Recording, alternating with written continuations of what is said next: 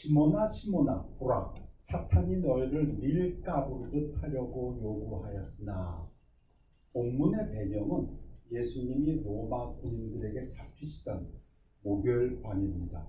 제자들과 주의 만찬을 끝내신 예수님이 말씀하십니다. 예수님이 이제 잡히게 될 것이고 베드로가 닭이 울기 전에 3번 부인할 것이라. 밀 까부르듯 한다는 얘기는 제자들을 어려운 시기에 빠뜨린다. 누가? 사탄이. To put them through difficult times. 제자들을 마구 흔들어대서 믿음을 시험한다. To shake king of the disciples in order to prove their faith. 이런 뜻입니다. 여러분, 이 사탄이 제자들을 마구 흔들어댄다 할 때에 언뜻 기억나는 장면이 있습니다. 욥기입니다. 욥기에서 그랬습니다. 우리 욥기에서 사탄이 하나님 앞에 오게 됩니다. 와서 하나님과 싸웁니다. 말다툼을 일으킵니다. 그래서 하나님의 허락을 받아야 됩니다. 욥의 믿음을 시험하기 위해서.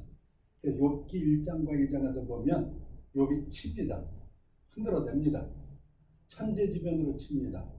대풍, 큰 바람이 불어서, 그 다음에 하늘에서 불이 떨어져서 재산을 칩니다. 종들을 칩니다. 자녀들을 칩니다. 그런가 하면 인제 사람들, 강도 때겠죠. 스바 사람들, 갈대아 사람들이 쳐들어와 가지고 죽이고 빼앗습니다. 욥이 믿음을 지킵니다. 사단이 물러나지 않습니다. 하나님 앞에 한 번 더 허락을 받습니다. 몸을 칩니다. 목숨을 치지 못합니다. 그러니까 몸을 칩니다. 그래서 몸을 쳐서 온몸에 악창이 나가지고 발끝에서부터 총수리까지 욥이 고통을 당하는 그 부분입니다.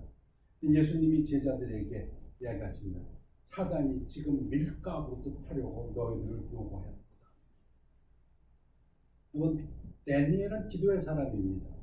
젊어서 청년일 때 바벨로니아의 포수로 죄수로 끌려가서 거기서 총리가 된 사람이고, 그는 바벨론에 있으면서도 기도를 멈추지 않았던 사람입니다. 어떠한 어려움에도 불구하고 다니엘이 시금을 전폐하고 기도를 한 적이 있습니다.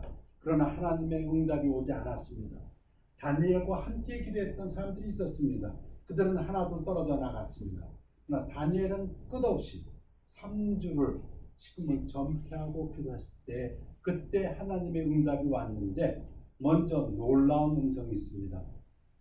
다니엘이 기도했을 때 하나님께서 응답하셔서 천사를 보냈는데 그만 바사분주 사탄입니다. 사탄이 방해하는 바람에 미가엘이 도와줄 때까지 그만 지체해 두었다. 여러분, 우리들의 삶 속에 있어서 다니엘 같은 사람이 기도한다 할지라도, 하나님이 칭찬하신 순전한 사람 욥이라 할지라도 사탄이 밀가부르듯 흔들었을 때 고난이 오고 고통이 오고 기도 응답이 막힐 수가 있습니다. 우리 인생에는 고난이 있습니다. 인정해야 될 사실입니다. 이 말씀을 드리는 이유는, 또 저에게도 하는 이유는, 좀 고난이 있다고 힘들다고 어렵다고 짜증내거나 슬퍼하거나 하나님하고 투덜대지 말자 하는 그런 의미입니다. 고난이 있을 뿐 아니라 그 고난의 앞길을 우리가 모릅니다. 모르게 돼 있습니다. 하나님의 진리의 말씀입니다. 의인이라 할지라도 고난이 있다는 얘기입니다. 욥기 같은 욥기 5장 7절에 보면 사람은 고생을 위하여 났으니, 이 하나님 말씀입니다. 불꽃이 위로 날아가는 것 같으니라. 의인은요, 시편 34편에서 의인은 고난이 많으나 여호와께서 그의 모든 고난에서 건지시는도다. 여러분, 의인이십니까? 고난이 많으시겠습니다. 오늘 설교 제목이 의인은 고난이 많으나입니다. 그 고난 속에 있는데 또 유감인 것은 우리가 앞으로 어떻게 될지 알 수 없다는 것입니다. 알려 할 필요도 없습니다. 모르게 돼 있습니다.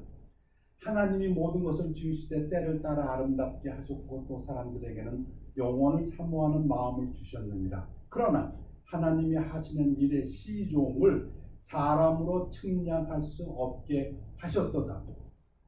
하나님으로부터 지혜를 물려받은 솔로몬 왕의 전도서의 말씀입니다.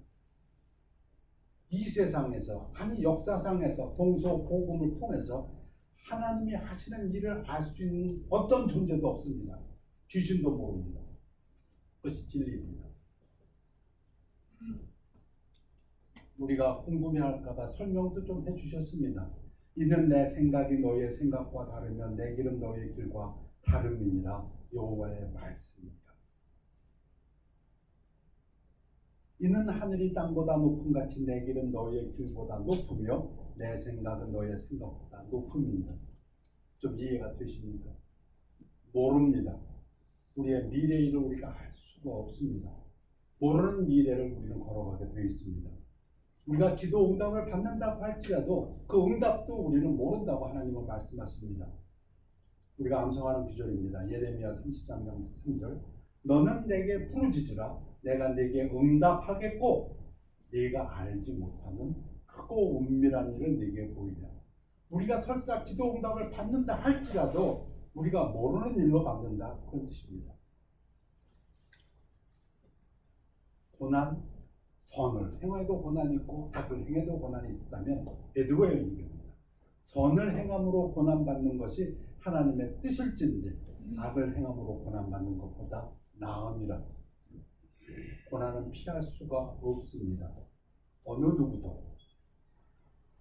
예수님도 그가 아들이시면서도 받으신 고난으로 순종함을 배워서 예수님도 성문 밖에서 십자가에 형틀의 고난을 받으셨습니다.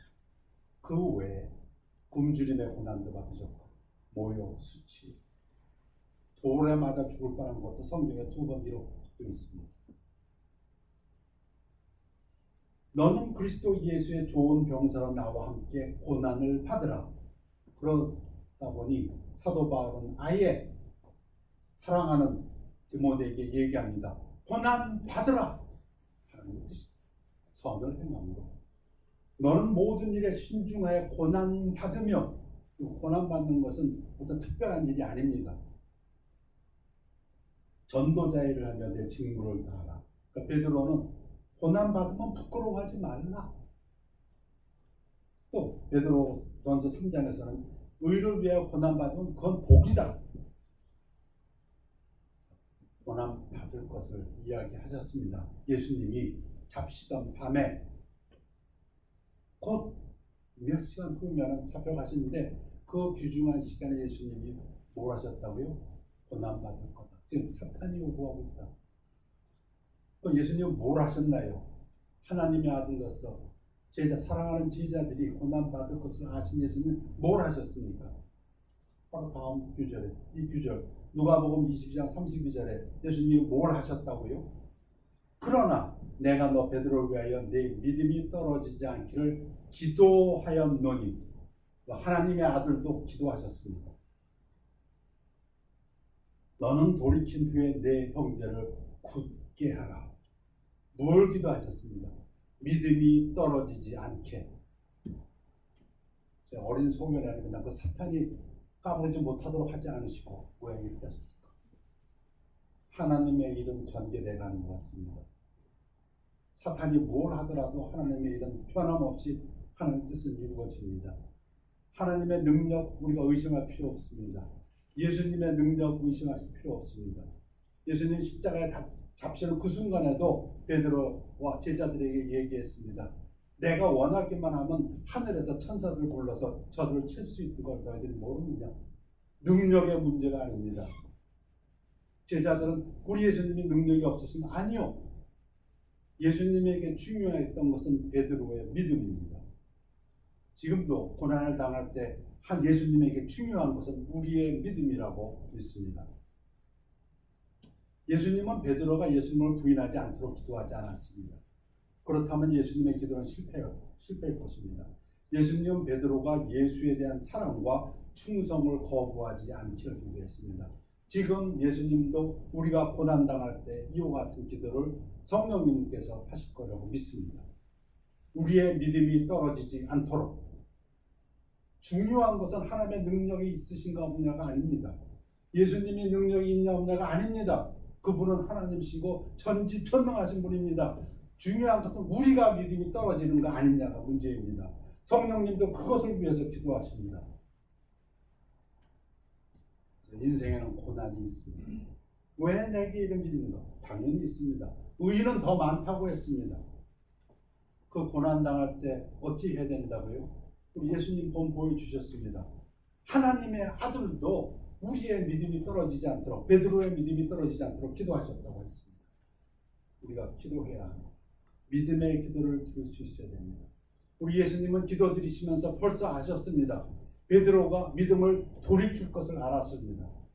내가 기도하였노라, 네가 믿음을 돌이킨 후에는 다른 형제들을 돌봐주라.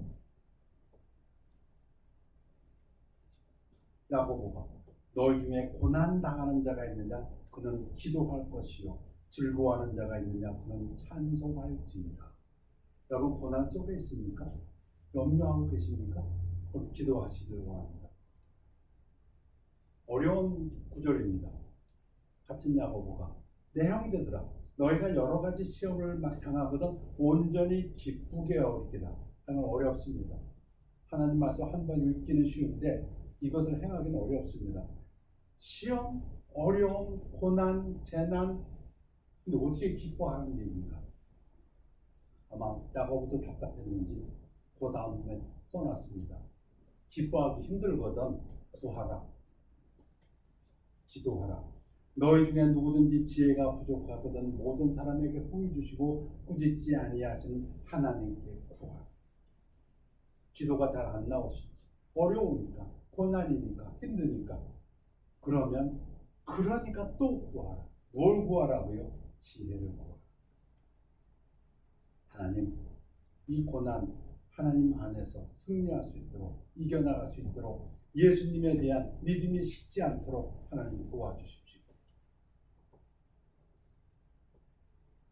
야고보서가 이어서 얘기합니다. 그런데 흔들리지 말고, 정말 중요한 부분입니다. 우리 기도에 있어서 정말 중요한 부분입니다.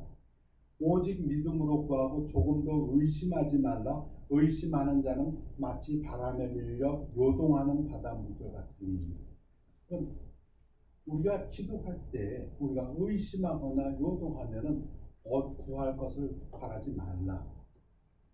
우리 예수님은 다른 표현으로 또 말씀하신 적이 있습니다. 받은 줄로 믿으라. 기도하고 받은 줄로 믿으면 의심할 것도 없죠. 이미 받았으니까. 예수께서 이루었을 때 할 수 있거든이 무슨 말이냐? 믿는 자에게는 능히 하지 못할 일이 없느니라. 무슨 말입니까? 능력의 문제가 아니라는 것입니다. 하나님 다 하실 수 있습니다. 예수님 다 하실 수 있습니다. 문제는 네가 믿을 수 있느냐입니다. 네가 기도드리는 네가 믿고 기도드리느냐입니다.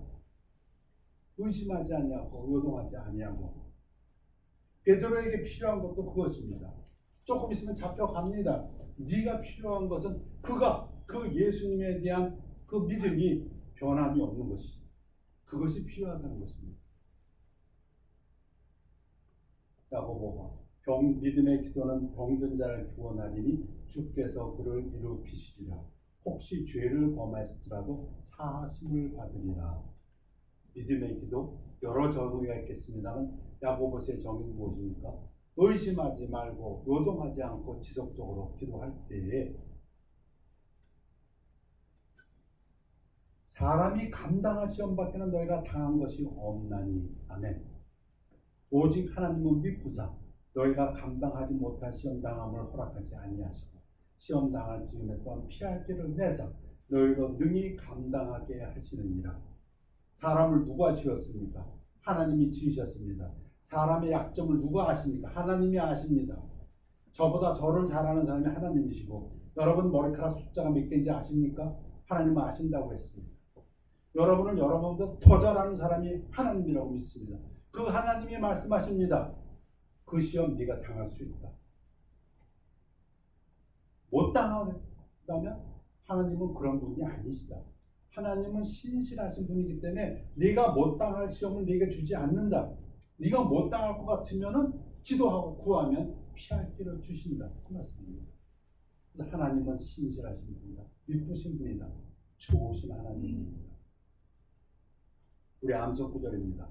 아무것도 염려하지 말고 다만 모든 일에 기도와 간구로 너희 구할 것을 감사함으로 하나님께 아뢰라. 이 기절을 읽을 때마다 생각합니다. 염려는 얼마나 많이 하는가, 기도는 얼마나 많이 하는가. 무슨 고난이 닥치고 재난이 닥치고 아픔이 있을 때 염려는 몇 시간을 두고 합니다. 기도는 몇 분 하십니까? 이게 바뀌면 되는데 염려가 있고 근심이 있고 고난이 있을 때 그 시간에 기도하면 되는데 10분의 1이나 기도를 할까요? 염려를 1시간 했다면 10분의 1은 6분입니다. 6분을 기도하십니까? 그 얘기입니다. 저부터 염려하지 말고 기도해야겠습니다. 중요한 것이죠. 그리하면 언제까지 기도하나요? 믿음의 기도가 무엇인가요? 언제까지? 그리하면 모든 지각에 뛰어난 하나님의 평강이 그리스도 예수 안에서 너희 마음과 생각을 지키시리라. 하나님의 평안이 내 영혼에게 내려오니, 하늘 위에서 평안이 내게 내려오니, 하나님의 평안이 임할 때까지 어디에? 내 하트에, 그리고 내 생각에. 성경은 두 가지를 갖다가 계속해서 얘기합니다. 구약의 수많은 구절들, 두려워 말라, 내가 너와 함께 아니라, 그 하트의 문제입니다. 감정의 문제입니다. 어떤 일이 당할 때 제 좀 부끄러운 가정할까요? 저는 비리 많이 나오면 흡 놀랍니다.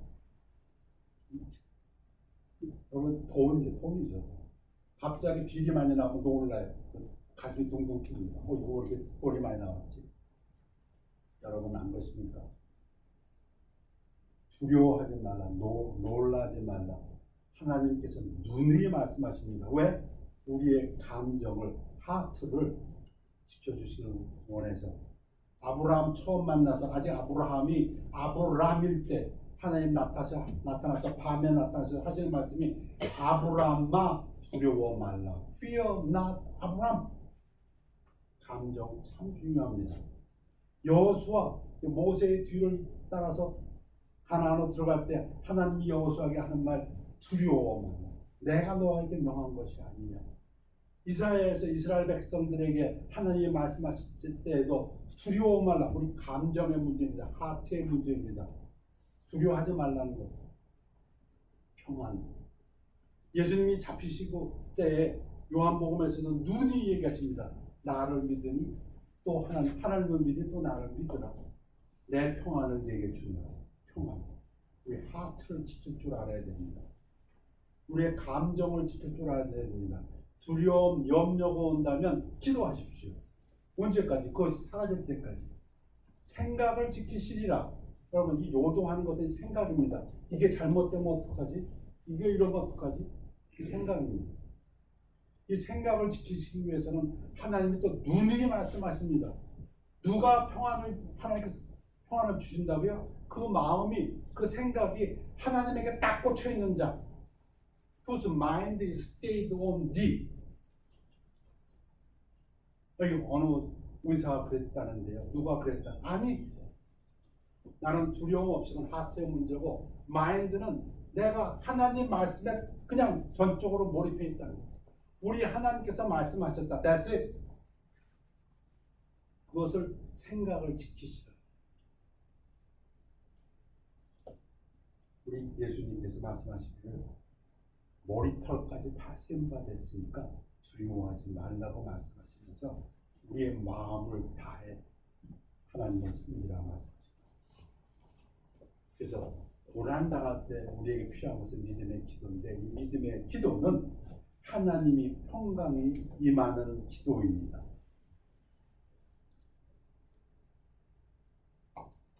이것을 너에게 이루는 것은 너희로 내 안에서 평안을 누리게 하려 함이라. 이게 하나님의 뜻입니다. 세상에서 너희가 환난을 당하나 어려움을 당하나 고난을 당하나 아픔을 당하나 담대하라. 내가 세상을 이겼노라. 여러분, 우리 믿는 사람들에게 하신 얘기인데, 안 믿는 사람들은요, 이 평안을 찾아서 구술하고 무당을 찾아가고 우상을 섬기고 가다가 돌이 있으면 가서 절을 합니다. 왜? 그 평안을 찾아서. 네. 너희는 자기를 위하여 우상을 만들지 말지니 조각한 것이나 주상을 세우지 말며 너희 땅에 조각한 석상을 세우고 그에게 경배하지 말라. 나는 너희의 하나님 여호와이니라. 하나님을 안 믿는 자들은 거짓 평안을 구하게 됩니다. 말도 못하고 듣지도 못하고 걷지도 못하고 그 나무 쪼가리 앞에서 절을 하고 거짓 평안을 구하는데 하나님께서는 그러지 말라고 말씀하십니다. 우리 암송구절 중에서 로마서 12장 2절인데요. 너희는 이 세대를 본받지 말고 오직 마음을 새롭게 함으로 변화를 받아 하나님의 선하시고 기뻐하시고 온전하신 뜻이 무엇인지 분별하도록 하라. 이 구절은 이렇게 읽어야 됩니다. 어떻게 읽어야 되냐면 하나님의 뜻이 자신에게 유익한 것이며 하나님을 기쁘시게 하며 모든 면에서 완전하다는 것을 발견하게 됩니다. 여러분, 우리가 믿음의 기도를 드리게 되면은 하나님의 뜻이 완전하고 하나님이 하시는 그 모든 일이 나에게 유익하다는 것을 그리고 그것이 기쁘신 뜻이라는 걸 깨닫게 된다. 이런 말입니다. 우리가 알게 된다는 것입니다. 하나님의 평안이 임하고 하나님의 임재를 느끼게 될 때에 우리가 그때야 깨닫게 된다는 것입니다. 무엇을? 하나님의 뜻이 선이라는 것을. 그래서 우리가 알거니와 하나님을 사랑하는 자고 그 뜻대로 부르심을 입은 자들에게는 모든 것이 협력하여 선을 이룹니다. 협력하여 선을 이루며 고난이 오고 있습니다. 어렵습니다. 힘듭니다. 아픕니다. 누구에게나 온다고 합니다. 앞으로 될 일은 알 수가 없습니다. 아무에게도 허락하지 않았습니다. 귀신도 모릅니다. 근데 예수님은 말씀하셨습니다. 기도하였나 믿음이 떨어지지 않도록 믿음의 기도를 드리라고 말씀하십니다. 믿음의 기도가 무엇인데요? 우리 가슴을 지켜줍니다. 두려움이 사라지게 합니다. 우리의 생각을 두드러줍니다. 하나님 말씀에 고정시켜줍니다. 그럴 때에 우리가 알게 된다는 것입니다. 이 모든 것이 합력하여 선을 이룬다는 것. 그럴 때 우리가 하나님을 안다는 것은 어찌 말을 바꿔 하시면은 하나님의 말씀을 깨닫는다는 뜻입니다. 하나님의 말씀을 깨닫는다. 여러분, 하나님의 말씀을 깨닫는 사람에게 나타나는 특징이 무엇인지 아십니까? 기쁨입니다. 기쁨은 굉장히 고차원적인 것입니다. 그리고 감사입니다. 주께서 생명의 길을 내게 보이시리니 주의 앞에는 충만한 기쁨이 있고, 우리가 하나님의 임재 속에 들어가게 되면 첫 번째 느끼는 것이 기쁨입니다. 교회에 오셔서 여러분들에게 바라야 될 것도 기쁨입니다. 여러분 삶 속에 고난이 있습니다. 얘기 하나도 성경에서 얘기했습니다. 여러분에게 필요한 것은 믿음의 기도입니다. 믿음의 기도를 통해서 하나님의 임재를 느낄 때 여러분들에게 나타나는 가장 중요한 특징은 기쁨입니다. 오른쪽에는 영원한 즐거움이 있나이다. 하나님은 알면 알수록 우리에게는 기쁨이 넘친다고 말씀하십니다. 그래서 시편 기자는 이렇게도 얘기합니다. 고난 당한 것이 내게 유익이라. 이로 말미암아 내가 주의 율례를, 우리 공동 번역에서는 당신의 뜻을 배우게 되었나이다. 하나님의 사랑을 알게 됩니다. 하나님의 온전하신 뜻을 알게 됩니다. 하나님 모든 것이 합력해서 선을 이룬 것을 깨닫게 됩니다. 하나님의 말씀이 진리인 것을 알게 됩니다. 예수님은 어떤 분이신가요? 이 즐거움에 기름 부음을 받은 분이라고 성경은 얘기합니다. 주께서, 예수님께서 의를 사랑하시고 불법을 미워하셨으니 그러므로 하나님 곧 주의 하나님이 즐거움의 기름을 주께 부어 주를 동료들보다 뛰어나게 하셨구나. 여러분, 주 안에서 기뻐하는 것은 굉장히 높은 믿음입니다. 기쁠 일이 있어 기뻐하는 것, 그 세상 사람들이 생각하는 건지 모르겠습니다만 고난 속에서도 믿음의 기도를 통해서 하나님의 임재하심을 깨닫게 되고 하나님의 평안이 내 마음에 사로잡을 때에 내 생각이 그 어떤 것보다도 하나님 말씀에 사로잡힐 때에 하나님께서 기름 부음을 부어주신다고 말씀하십니다. 이 기쁨이야말로 고난을 이겨나갈 힘이 됩니다. 믿음의 주여 또 온전하게 하시는 예수를 바라보자 그는 그의 앞에는 기쁨을 위하여 예수님은 이 기쁨을 보셨습니다. 믿음의 기도를 통해서 베드로가 3번 부인할지언정 그 기도를 통해서 믿음이 다시 회복되어서 제자들을 갖다가 이렇게 세울 것을 보셨습니다. 그리고 그가 하나님 우편에 앉아서 영광 받으실 것을 보셨습니다. 그 기쁨이 있으셨기에 십자가를 참으사 부끄러움을 개의치 아니하시다. 그는 고난 받으실 수 있었고 그는 수치를 당하실 수가 있었습니다. 우리 삶에서도 동일하다고 믿습니다. 현재 고난은 우리가 장차받을 영광과 좋게 비교할 수 없다고 성경은 얘기합니다. 우리가 믿음으로 그 기쁨을 바라볼 수 있을 때 결론을 짓고 합니다. 월버드의 말인데요. 하나님을 알면 알수록 하나님을 사랑하게 됩니다. 믿음이란 무엇일까요? 믿음 생활이란 과연 무엇일까요? 하나님을 알게 되고 그 하나님을 알게 됨으로써 하나님에 대한 사랑이 점점 자라나는 것, 성숙해지는 것, 그리스도의 성장한 분량까지 성숙해지는 것. 내가 사람의 방언과 천사의 말을 할지라도 사랑이 없으면 소리나는 구리와 울리는 꽹과리가 되고 내가 예언하는 능력이 있어 모든 비밀과 모든 지식을 알고 또 산을 옮길 만한 모든 믿음이 있을지라도 사랑이 없으면 내가 아무것도 아니요. 사랑으로 지금 마무리합니다. 우리의 삶은 어찌 보면 시작도 사랑이요 마지막도 사랑이다. 하나님은 알파와 오메가다. 시작과 마지막이다. 시작도 사랑이었고 마지막도 사랑이고 사랑이 모든 것이다. 어려움이 오십니까? 믿음의 기도를 드리십시오. 언제까지 드립니까? 하나님의 그 평강이 우리 마음과 생각과 우리 가슴을 지켜줄 때까지. 그때 우리가 하나님을 알게 됩니다. 하나님의 선하심을 깨닫게 되고 우리의 마음이 밝아지고 기뻐하게 됩니다. 그때 우리는 하나님을 사랑하게 됩니다. 하나님을 알아야 사랑하지요. 내가 내게 있는 모든 것으로 구제하고 또 내 몸을 불쌍하게 내줄지라도 사랑이 없으면 내게 아무 일이 없느니라. 예수님은 새 계명을 주노니 서로 사랑하라. 왜? 이것이 가장 중요하고 모든 것이고 시작이고 마지막이기 때문입니다.